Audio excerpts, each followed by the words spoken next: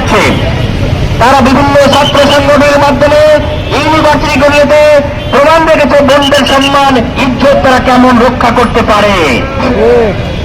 বাংলাদেশ ইসলামী ছাত্র শিবিরের নেতৃত্বে ছাত্র সংগঠনগুলো পাশ করার মাধ্যমে প্রতিটি ক্যাম্পাস এখন বোনদের জন্য নিরাপদ হয়েছে, আলহামদুলিল্লাহ। এরকম ভাবে পুরো বাংলাদেশ জামায়াত ইসলামী ক্ষমতা আসার মাধ্যমে নিরাপদ হয়ে যাবে বোনদের জন্য, ইনশাআল্লাহ। প্রিয় এলাকাবাসী, আমরা আপনাদেরকে আবারও আহ্বান করব, বিভিন্ন ভুল ভ্রান্তি এবং প্রোপাগান্ডা তারা ছড়িয়ে বেড়াচ্ছে।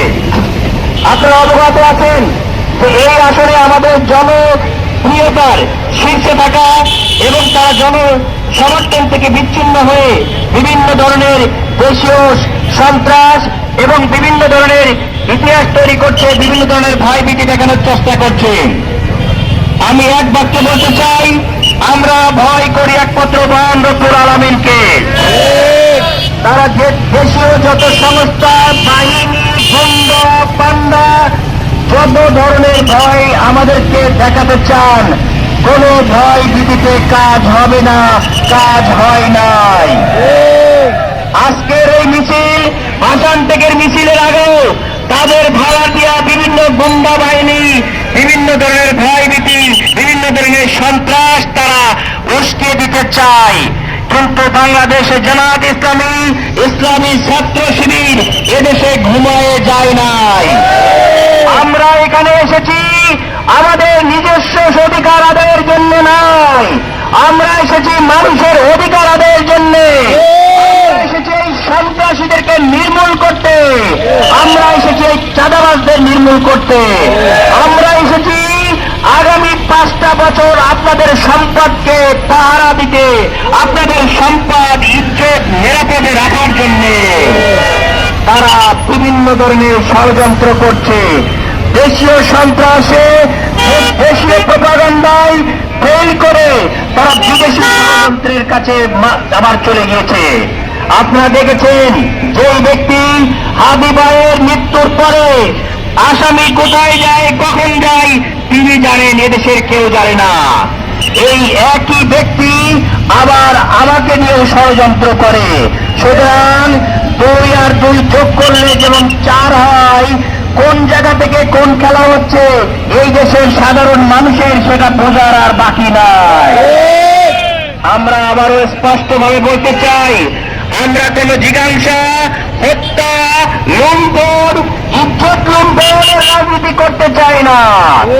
আমরা চাই সৌহার্দ্য সম্প্রীতি রাজনীতি চাই। আমরা আপনাদের সঙ্গে সবাইকে সঙ্গে নিয়ে সৌহার্দ্য সম্প্রীতির রাজনীতি আগামী প্রজন্মকে উপহার দিতে চাই। এলাকাবাসী, আমরা সকলে মিলে আগামীতে একটি সম্প্রীতির বাংলাদেশ গড়তে চাই। খেলায় হার জিত হবে, যেই জিতবে তারা আমরা সরকার গঠনে সহায়তা করব। কিন্তু ইলেকশন ইঞ্জিনিয়ারিং করে যারা জিততে চাচ্ছে, যারা ইলেকশন ইঞ্জিনিয়ারিং মাধ্যমে এই ভোট দপ্তরে দখল করতে চাচ্ছে, তাদেরকে প্রতিহত করার শক্তি, সামর্থ্য মহান রব্বুল আলামিনের ইচ্ছায় আমাদের আছে, ইনশাআল্লাহ। আমরা মাঠেই ছিলাম, মাঠেই থাকবো, ভোটের অধিকার আদায় করে ছাড়বো, ইনশাআল্লাহ।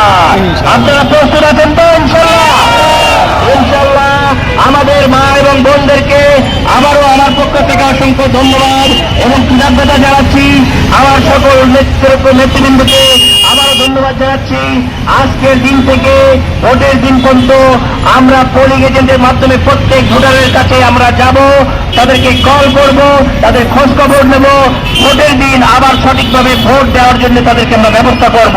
আপনারা কোন রকম সমস্যা দেখলে আমাদের নাম্বারে ইনফর্ম করবেন, ইনশাআল্লাহ আমরা তাদের সকল ষড়যন্ত্রকে মহান রব্বুল আলামিনের সহায়তায় তাদেরকে আমরা সেটা প্রতিরোধ করতে সামর্থ্য হবে, এই আশা ব্যক্ত করে আপনাদেরকে আবারও ধন্যবাদ জানিয়ে, কৃতজ্ঞতা জানিয়ে আমার কথা শেষ করছি। আসসালামু আলাইকুম ওয়া রাহমাতুল্লাহ।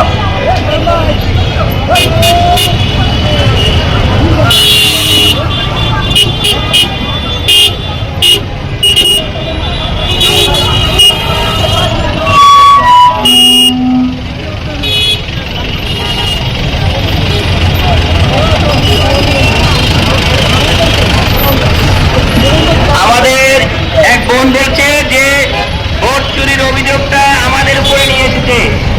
বাংলাদেশের মানুষের চোখ কান খোলা। মানুষ এখন আর আগের মতো কোনো একটা মিডিয়ার মাধ্যমে একটা নিউজ ছেড়ে দিলেন। যেমন আমরা বলতে চাই, ধরেন আমাদের সম্পর্কে কোনো নিউজ আমি জানার আগে তাদের কিছু গৃহপালিত মিডিয়া থাকে, আপনারা না কিন্তু যারা এখানে আসছেন, কিন্তু যারা মিডিয়ার টোটাল মিডিয়াকে যারা প্রশ্নবিদ্ধ করছে, পেশাটাকে প্রশ্নবিদ্ধ করছে, এরকম কিন্তু সংবাদ মাধ্যম যেখানে আপনারা নিজেরাও বিব্রত আছেন কিনা, ঠিক একইভাবে আমাদের ডাক্তারি পেশাও কিছু ডাক্তারের জন্য আমরা বিব্রত থাকি না? এরকম কিছু সংবাদ মাধ্যম তাদের বাসায় জন্য এজেন্ট খুলে বসে আছে, আমাদের কাছে আসার আগে সেটা তাদের সংবাদ মাধ্যমে প্রচার করার জন্য ব্যস্ত মেডি আছে যে কিভাবে প্রচার করতে হবে। তো এইটা যেমন আছে, ঠিক একইভাবে মানুষ সবসময় আয়নায় তার নিজের চেহারা দেখে না, যে কারণে তারা এরকম বলতে থাকে। তারা তো বলতে বলতে অনেক সময় এরকম হয়েছে যে ঢাকাকেও রাজধানী ঘোষণা করবে, এরকম অবস্থা হয়েছে, বুঝতে পারছেন কিনা? শুধু বাকি আছে ঢাকাকে রাজনৈতিক ঘোষণা করতে, তারা আর কোথাও কোনো কিছু বাকি নাই আমার মতে। সুতরাং তারা এরকম জনবিচ্ছিন্ন হয়ে এরকম উল্টা পাল্টা বিভিন্ন সময় বলে মানুষের অ্যাটেনশন নেওয়ার চেষ্টা করতেছে, এটাতে আমরা কোন রকম বিশ্বাসী না। বাংলাদেশ জামায়াত ইসলামী বিভিন্ন ইউনিভার্সিটিগুলোতে দেখেছেন সম্পূর্ণ স্বচ্ছভাবে এই রাষ্ট্রকে সহায়তার জন্য চেষ্টা করছে। যত জায়গায় মানুষকে আঘাত করা হয়েছে, আপনার সংবাদ মাধ্যম এই সংবাদ পরিবেশন করেছেন না করেন নাই? সেই সংবাদ মাধ্যমে কোন দল 91% এই আঘাত করেছে, চাঁদাবাজি করেছে, সন্ত্রাস করেছে, সেই সংবাদগুলো তো আপনাদের মাধ্যমে এসেছে না আমাদের মাধ্যমে এসেছে? কাদের মাধ্যমে এসেছে? আপনাদের মাধ্যমে তো। সুতরাং 91% এই কথাটা যেমন সত্য, যারা ভোট কারচুপির চেষ্টা করছে তারা করছে সরকারি বেসরকারি বিভিন্ন সংস্থার মাধ্যমে, তাদের গুন্ডা বাহিনীর মাধ্যমে। এটা ভোটের পয়দারে আপনারাই আগে সন্ত্রাস কারা করেছে, চাঁদাবাজি কারা করেছে, আমার যারা প্রশ্নকর্তারা তারা এর উত্তর খুঁজে বের করেছে। ভোটের দিন এই ব্যক্তিগুলাই বের করে দেবে কারা ভোট কারচুপির প্ল্যান বা পায়তারা করছে ইনশাআল্লাহ।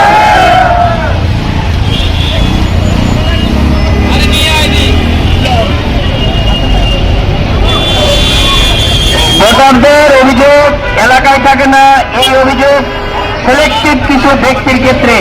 যখন এরকম ব্যক্তি আছে, ধরেন সে নিজেই লড়তে পারে না, তাকে নেওয়ার জন্য হুইল চেয়ার লাগে। এখন এইরকম নেতা এবং যারা সব সময় সন্ত্রাস করে, চাঁদাবাজি করে, যার ধরেন গণমানুষের কাছে গেলে মাইর খাওয়ার সম্ভাবনা থাকে। আমাদের তো আর চুরি চেঁচামের এরকম অভ্যাস না, আমরা সবসময় মানুষের মধ্যে থাকি। এবং অলরেডি এই মিডিয়ার মাধ্যমে খুবই ক্লিয়ার আছে, বস্তিগুলার এমন গলিতে আমি গিয়েছি যেখানে কোনো মেম্বার পর্যন্ত জীবনে যায় নাই। আমি সাধারণ মানুষও একজন মানুষ, এলিট মানুষ একজন মানুষ, এই ব্যক্তিরও যে রক্ত মাংসে গলা তাকে চিকিৎসা করতে অভ্যস্ত, আবার যিনি 12 তলার তারও আমি চিকিৎসা করতে অভ্যস্ত। মানুষের এই যে সামাজিক ব্যাধি, হত্যা, সন্ত্রাস, বৈষম্য, এটা আমি একজন রাজনৈতিক চিকিৎসক হিসেবে নতুন মডেলে মানুষের কাছে উপহার দেবো ইনশাআল্লাহ। আসসালামু আলাইকুম।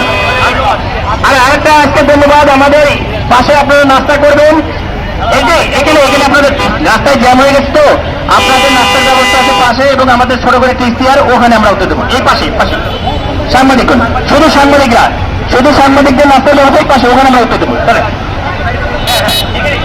আমাদের সম্মানিত ভাই বোনেরা নিজ এলাকায় চলে যাবেন, আমাদের জনসংযোগের কমিটি এখানে এসে রয়েছে, আপনারা নিজ এলাকাকে ভোটারদের মাঝে জনসংযোগ করুন।